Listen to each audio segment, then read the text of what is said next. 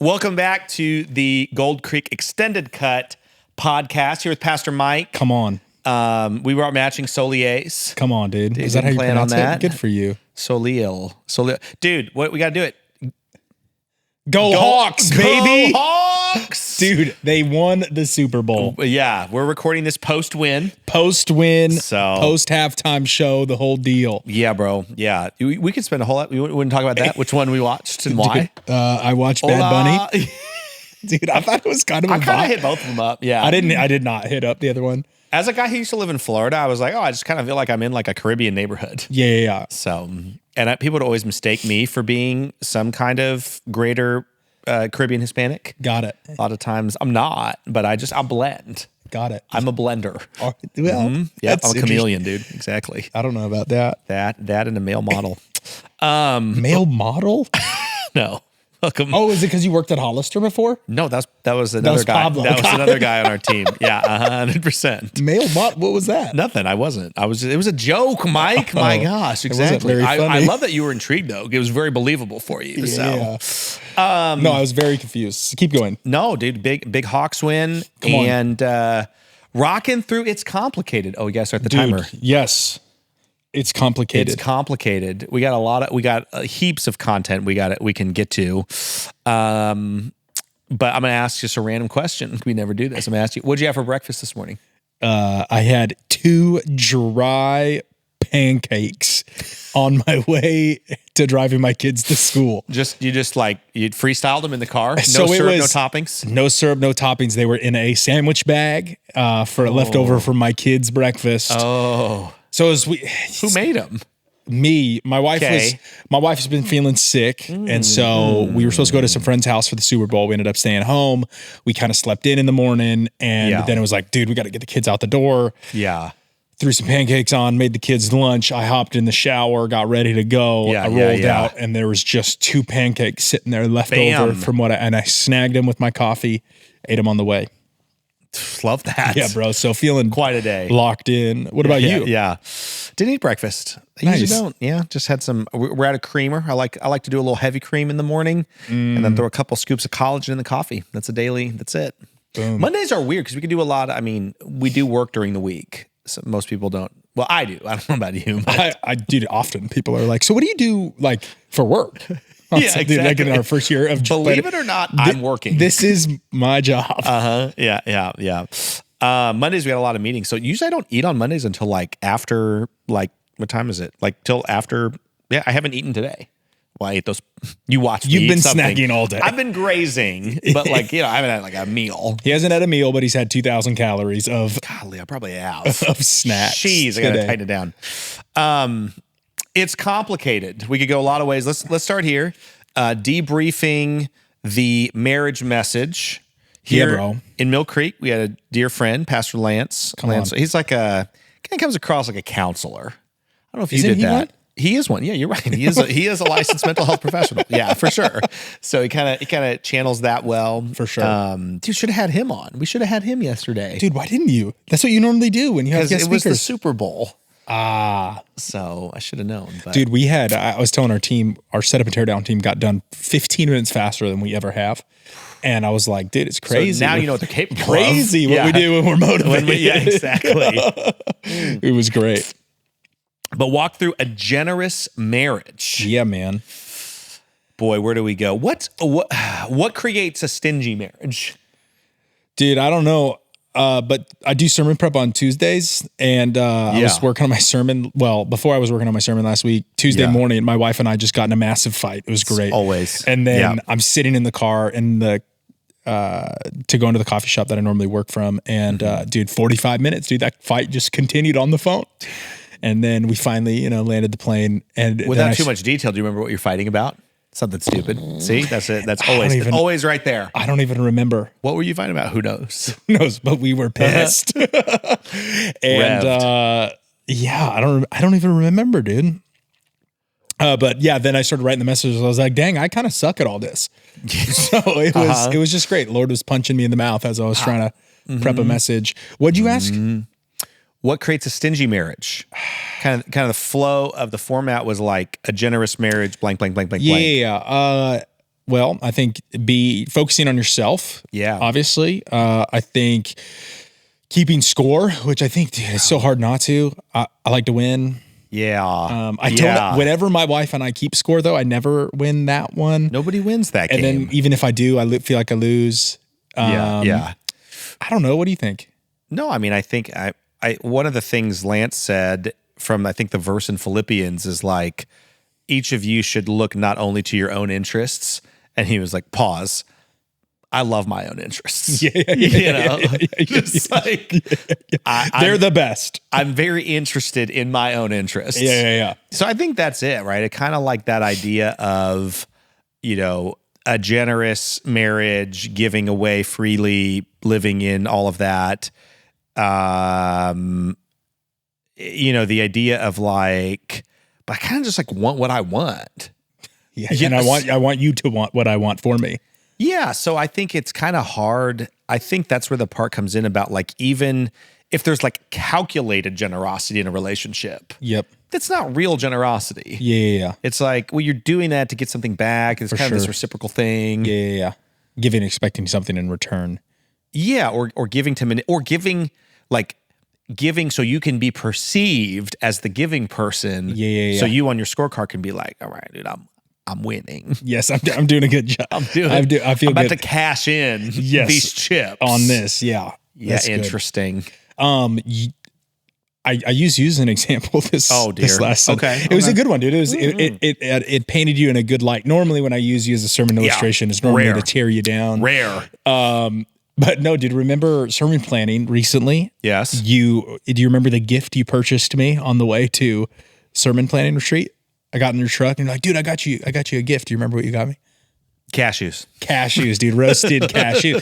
I used it for the, what point was it? Point number 3, contextualizing kindness. Oh yeah. I shared about I was like, dude, I just had a birthday, blah, blah, blah, blah. I'm like, dude, if one of you were to buy me a fishing pole, whatever. Yeah. I'd be kind, but I wouldn't care because I don't do that. And more valuable gift to me, I shared you giving me that. And everyone's like, dude, why would you want a pair or some cashews? And it's like, because he understands this is something that's valuable to me. And I think I use that as just kind of an example to talk about in my own marriage. Oftentimes I like to give things to my wife that I like. You know what I'm saying? Like I give from like, oh, I would like receiving this. I'm going to give this when we need to really contextualize that to how our spouse or the other person receives kindness, receives love so that they can feel seen, be seen, all of those. What do you think about the love languages? Oh, bro. A lot to it, or like just I feel like every couple does them before they get married. Yeah. I think there's some like obviously there's some truth to all of it. And I think there's value there. I think what Hannah and I have noticed is I feel like it's changed over seasons. Like my wife used to be gifts 100% of the time. And then we started having kids and she's everybody who has young kids, all of their love languages are all acts of service. 100%. Just like, who's going to get the kids on this one? Who's going to freaking vacuum? 100%. I mean, mine's still physical touch, but. That's good. Yes. Thank you for that, Mike. Just cat's out of the bag. So generous marriage, easy to be stingy, easy to not want to always like believe the best possible interpretation. Yes. What was let me ask this. So we were talking about in the message, just this idea of like getting married is kind of like it's like a collision waiting to happen. The scripture we read is like what God brings together, let no man separate. It's like that sounds great, but then in reality, it's like these are two contrary, like differently wired people. We talked about Lance talked about. If you perform a wedding, you do a unity candle, or you do sand, But in reality, it's like 2 Mack trucks, both going 60. 100% running into each other. And that causes us to like sometimes not assume the best in the other person. The reason why is because you would do things differently. So then when you look at your spouse and because you're wired differently, you're like, why are you doing it? It becomes a frustration because you wish they would just be more like you, essentially. Bro. What are some areas where you've... Did you experience that when you first got married? Yeah, I mean, I think when I first got married, I think this is common for guys, less so for girls. I don't know what girls struggle with when they first get married. Being married to a guy, probably. That's probably the downside. What I think most guys feel this way is just kind of like, it's just me. It's all the stuff I like to do. And now there's a person. Guys like the idea of like at least I did. What did Jay-Z always call Beyonce? Just like ride or die. Oh, yeah. You know, like, all right, I got like a partner in crime or blah, blah, blah. What were you doing when you were 24? Yeah, I was running from the law. But you kind of like are just I'm going to live my life. I'm going to, chase the things I want to chase. I got this vision and now I got a person to come alongside me. For sure. That's like I don't think that's unhealthy. I just don't think when you get married, you're like, no, that person's not going to just come alongside you and serve your interests and needs. For sure. They're a person as well. Yep. So you got to like chase, you got the lift of your life going this direction while trying to understand their needs and who they are. And, so I think that's it. I think especially for younger dudes or maybe dudes always, it's just kind of like, no, when you get married, it's not just like you doing everything you want. And now like it's not like you're going to eat video games or eat video games, play video games, eat food, eat bagel bites and just like, dude, are you ready, hun? No, that's not how it goes. Yeah. Let me ask this in terms of, obviously we're in ministry. You've been in ministry longer than I have. Hannah and I talk about this all the time. It seems like our lives revolve around what I do for work like we move things around the calendar for my job. Yeah. I think in our marriage, it's why like Hannah coaches basketball every year. It's the one thing a year that she does that's only her thing. It's all about, I got to move my life around in terms of, I got to move my work schedule for her to be able to do something that she enjoys.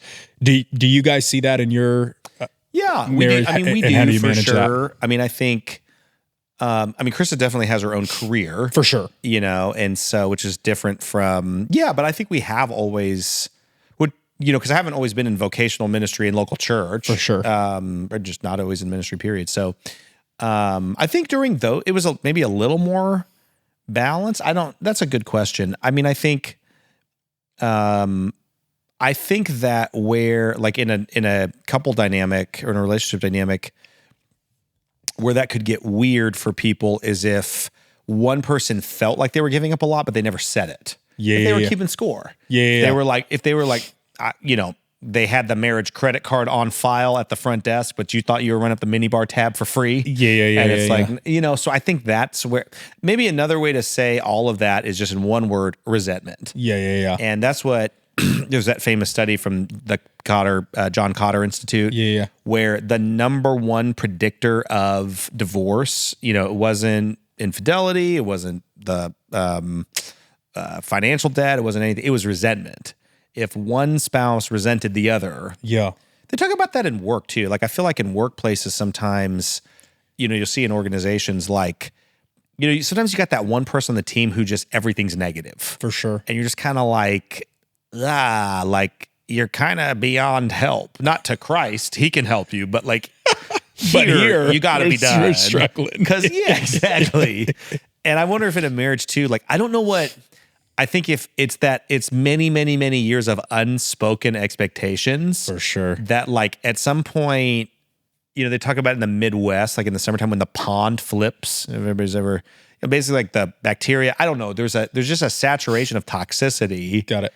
And at some point, I think that's why you got to be careful with things like whose career is in front, who's taking care of the kids, who's like those kind of unspoken things where you might say with your mouth you're on board, but like if deep down you're not, it's like for sure, bro, resentment is on simmer, 100%. Yeah, so. I feel like I heard one time that like a sign that there is resentment in relationships, how often people like roll their eyes at each other. Bro, dude. Hannah and I saw this video. I sent it to her because she like would sometimes seriously roll her eyes at me, but most of the time dramatically roll her eyes at me. And so now she just closes her eyes when I know she's pissed because she knows the stat. So like she's just like, I'm not gonna give you this one. Which is quite often. I'll be honest. I am a lot. Yeah, man. That's because I think once one person is just like, oh, you're so annoying, or so it's just hard to kind of get that back. For sure. So what do you think breaks that? What breaks through the initial forming layers of resentment? Dude, That's a good question. I feel like I'll just speak from experience in my own marriage. We've obviously are dialed in. We've been married almost 8 years. Wow. We got to figure it out. Yep. On fire. But one thing, when we first got married, I think it comes a little bit from background. So Hannah's family on one side of the spectrum never does conflict ever. Okay. So like everything's under the rug, never gets talked about. Okay. My family, like I knew my parents would fight, but like we never saw it. So like we would hear it in the upstairs room, but like we never saw it. So like we never saw a resolution. So like anytime there was fighting, it was like, oh shoot, like how's this gonna go? Yikes. And I feel like when we first got into marriage, we just like never would fight because we didn't, number one, didn't know how to. And number two, we're kind of afraid of like, how do we even come out? Like, are we good? Like, once you fight, you just break up. Like, are we just done now? Right, and so I think, to be honest with you, our first probably 4 to 5 years of marriage, it hasn't been until the last like 3 or 4 years where I think resentment had built up in both of us. Sure. And finally that resulted in one big like blow up. Yeah. And we looked at each other and we're like, man, do we need to go to counseling? And then like, we like talked to some people and they're just like, no, I think you guys just like actually fought for the first time. So I think for us, at least, it's been like learning how to share how we're really doing, understanding that might result in a fight. But knowing how to reconcile that. And then like all of our cards are on the table at that point. And it's hard to have resentment once both of you have, I mean, unless one person is like really the worst, like if both of you have been completely honest, it's pretty easy. You're standing in front of somebody that you care about, love, to pick up the pieces and it'd be okay. That last 10%. 100%. You can go there. Yeah. And I think, I think maturing in a relationship, I do think, not to Jesus juke it here, but it is like just a little move, dude. Super Bowl. Like, I think that's where, if you're a Christian, I'll be biased towards Christians for a second. If you are a Jesus person, you have this knowledge that like foundationally God already knows everything about you. For sure. So you kind of have that to like have a baseline on. Yeah. If not, because I feel like if not, most people want to, including probably plenty of Christians. Yeah. But like for a lot of people, you would say that like, well, I'm really banking on the perfect expression of unconditional love to come from my spouse. For sure. Of course, too limited people are incapable of that. Yeah. And so I think if you're a Jesus, if in understanding what we understand about what Jesus does for us and who Jesus is, it would be like, okay, you could kind of almost exhale for a second and be like, all right, I'm loved fully, I'm known fully, I can go there with this person. Yep. And if they let me down, I'm okay. Yeah. You're not like putting any weight on them to support you. 100%. Well, it's that idea that, and I think we talked about it on Sunday, it's like you're wired different, opposites attract, they don't complete. It's that they are to complement each other. Yes. But they're not meant to complete each other. If that's the case, then you're just going to like, that is an unfair expectation to put on them, for sure. because that's only Christ's position. For sure. Flipping the script a little bit, also in the series, we're talking about like maybe the before marriage or before married again, the landscape. Okay. Dating landscape. Yes. Totally different. Yep. Different day. Sometimes I'll talk about this with like other friends. I guess statistically, somebody's going to end up getting remarried at some point or divorced and remarried. I don't want that for them, but I don't. But like sometimes maybe your friends like just like, dude, if we lived in today's world, it'd be really hard to like learn how to date in today's day and age. Oh, dude, Hannah and I talk about it all the time. Do you? We're like, dude, thank God. Thank God. You guys barely missed it too.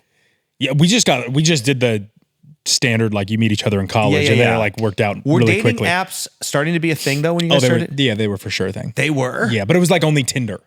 Bro, but like that was before Tinder was like only for the creepy stuff, Just for creeps. Okay.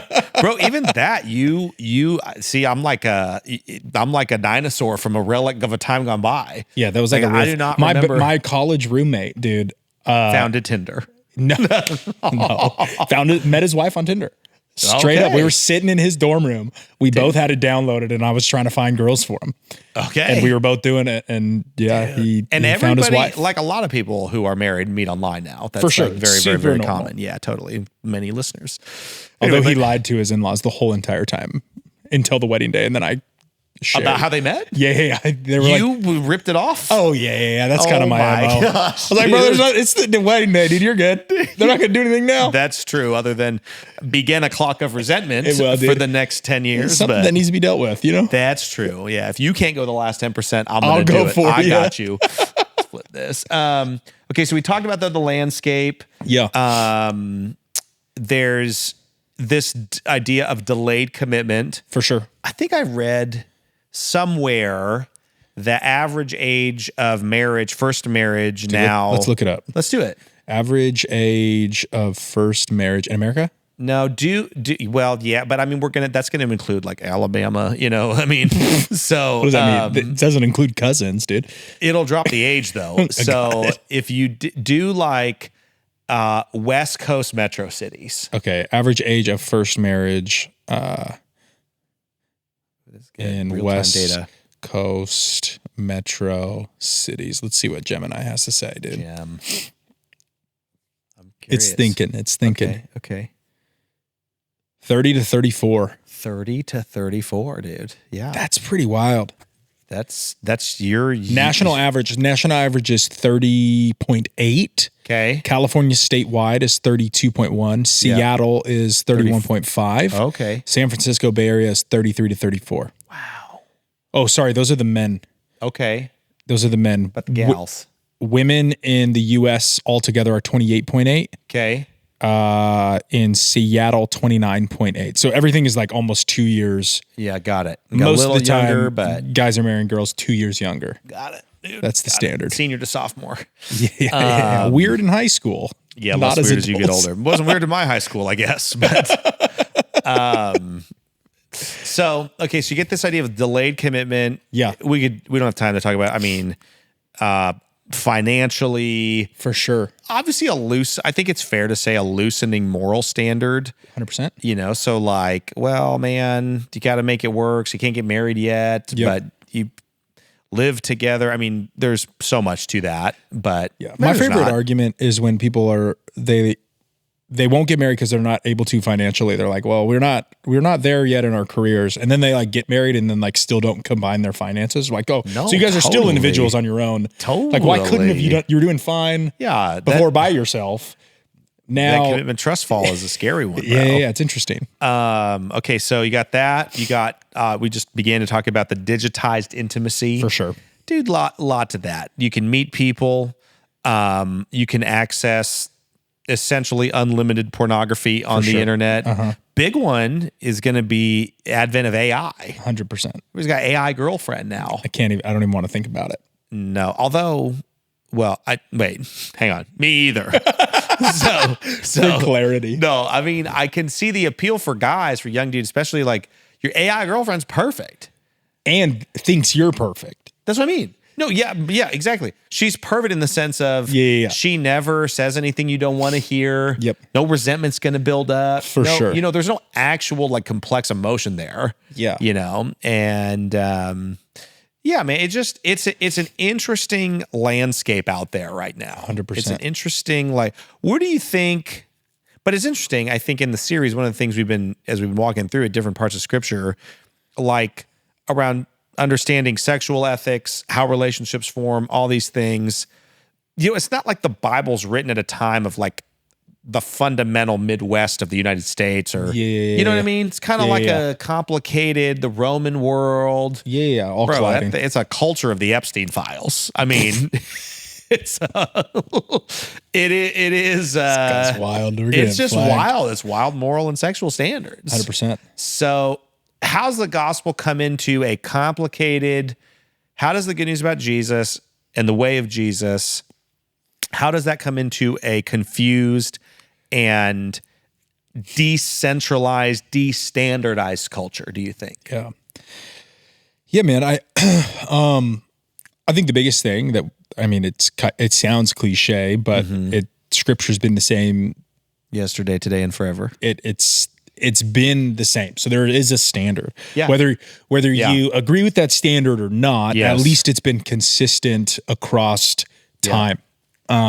which I think for a lot of people in our world today, I think we've talked about this on a previous podcast with like more mainstream podcasters asking questions about faith and about Jesus and all those sort of things, is I think people are starting to go, there's something to that, that there is like a standard in which we should at least strive toward. Maybe we're definitely not living by it. Yeah. But like we should at least strive for some sort of standard. Yeah. And I think that with the added complexity of our world in this conversation of sexuality, relationships, all of this sort of thing, the advent of AI, all those things, I think that something that has stayed the same is actually enticing for people.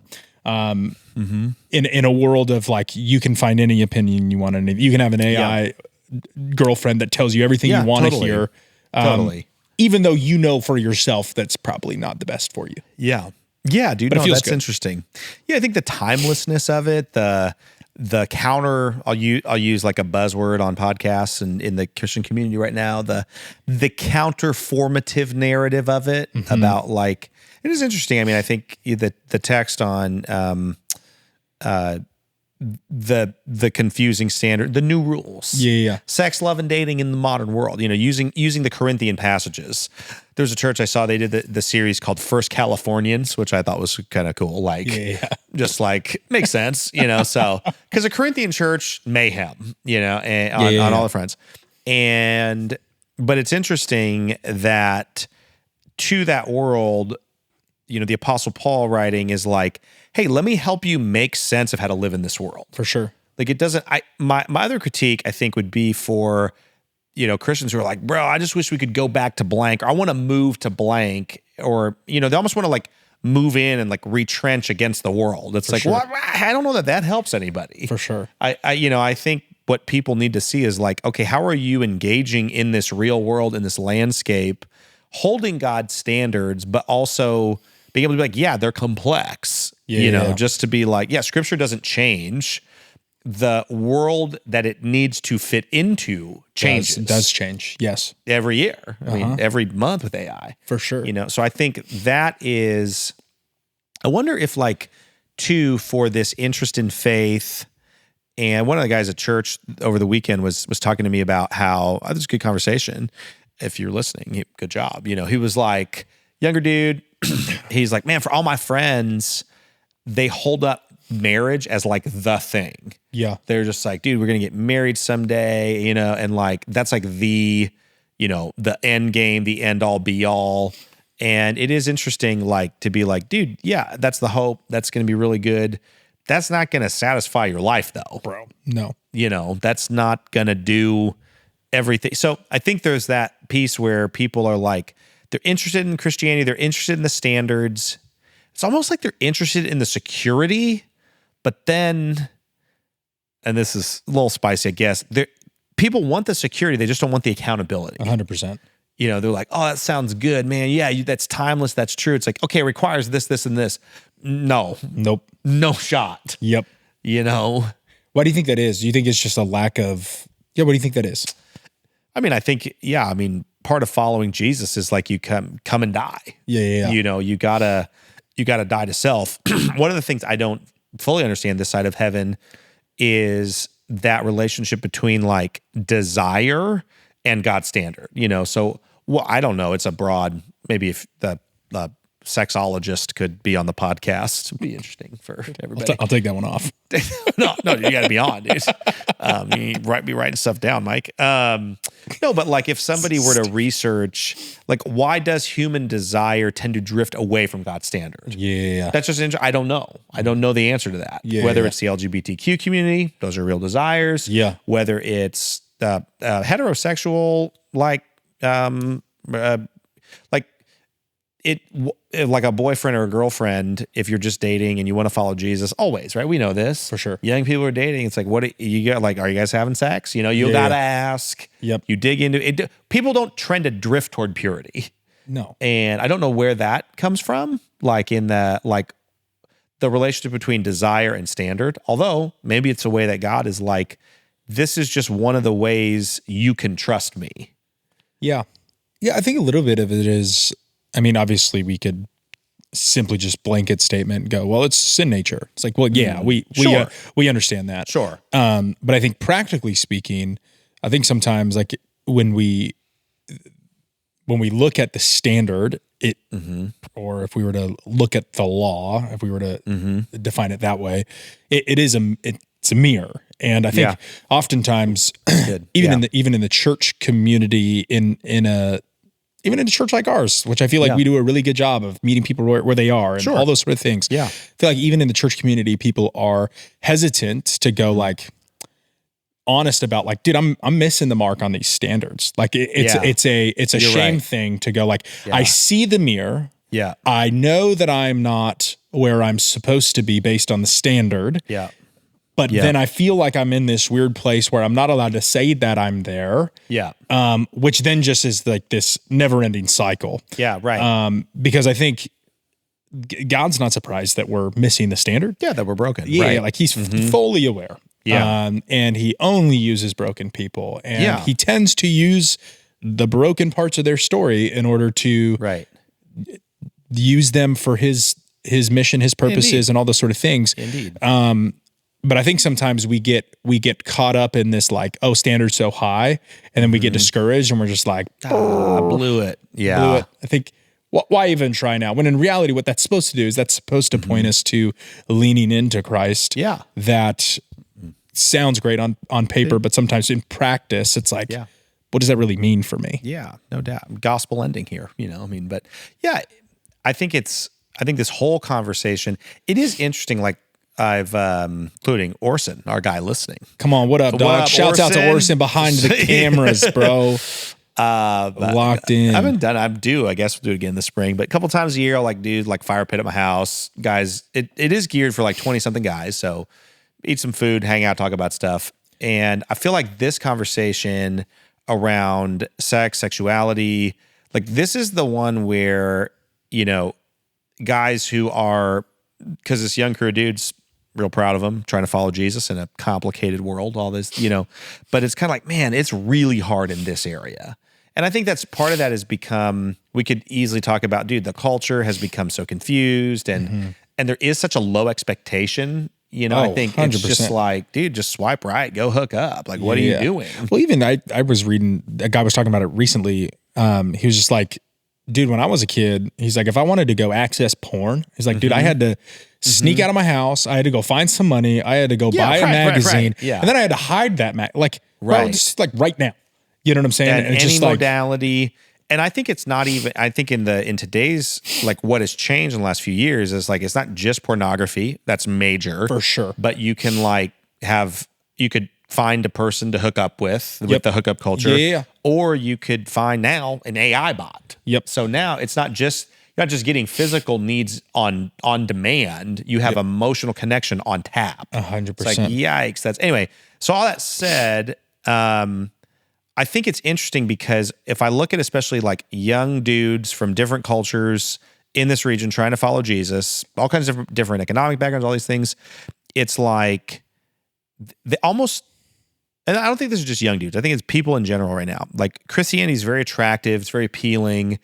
And I think there's a helpful, just continual reorientation though, that when you sign up to be a Christian, you don't sign up to identify to believe the right things. That's important. Yeah. But you sign up to get redeemed. Yep. You sign up to get transformed. Yep. It's kind of like what happens in Christianity? Continual redemption and sanctification. You're just so it's almost one of those where no, don't accept the world's standards for these things. For sure. But also don't say oh, if I screw up, I must not really be a Christian. 100%. I think that's the scary thing to me about the stuff on the far right. Maybe a little bit of just 100%. bro, they believe the right values. It's well, in this area of my life personally, my value is redemption. For sure. Because if my value is I live to the standard every time, I'm out. Yeah. I've missed it. Yeah. So I have to depend on a redemptive arc in terms of human sexuality. Well, if we don't approach it that way, then people miss the standard and do start to question, am I really a Christian? Do I really believe in Jesus? Because if I did, I wouldn't. And it's like, well, no, in reality, the Christian life is a continual life of churchy word repentance. Yeah. Of just going, oh, I missed the mark, turn back. Yeah, totally. Missed the mark, turn back. It can be big things. It can be little things. It's not a license. Your life's not going to go well if you keep missing it, but God's going to forgive you. Yeah, it's probably going to go worse. You're probably going to mess some stuff up. Yeah, for sure. Yeah, it's called consequences. Yeah, dude. Well, that's it, Mike. Come on, dude. It's interesting. Yeah, so Locked anyway, I in. think that's the just setting up the conversation about, it's really a question of like, what do you believe about Christianity? Yeah. And like you said, it's like, if I keep missing the standard, am I really, I mean, dude, some of the most, honestly, what happens is people don't, I think what starts to happen in more, hyper conservative camps where you can't be real, everybody's missing the mark. Those people just lie about it. 100%. You know? Yeah, dude. It's either a continual life of saying I messed up and working to do better. Yes. Or it's to just live a life as a liar. It's just what it is. That's it. If somebody's got another way out there, we're open to the feedback, but we're going to assume you're lying. Yeah. My assumption is you're going to start off not telling the truth. Yep. So, For sure. bro, good episode. Come on. Thanks for checking us out this week. See you soon. Later.